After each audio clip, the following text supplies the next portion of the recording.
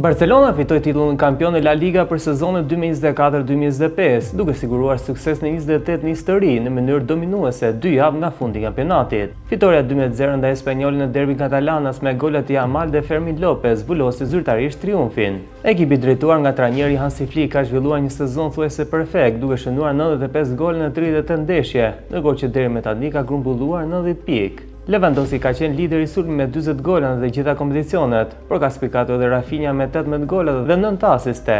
Ylli i momentit është Yamal, i cili në kampionat ka lënë gjurmë me 8 gola dhe 2 asiste. Barcelona regjistroi një mesatar për 2.5 gola për ndeshje, duke pasur sulmin më të mirë në kampionat. Trajneri Hansi Flick solli stabilitet, organizim dhe qartësi taktike, duke bërë të mundi një rikthim të fuqishëm pas një sezoni pa trofe. Me një përzierje mes përvojës dhe talenteve të reja si Yamal, Pedri dhe Lopez, Barcelona duket e gatshme për të vijuar dominimin në Spanjë dhe pse jo për të synuar Championsin.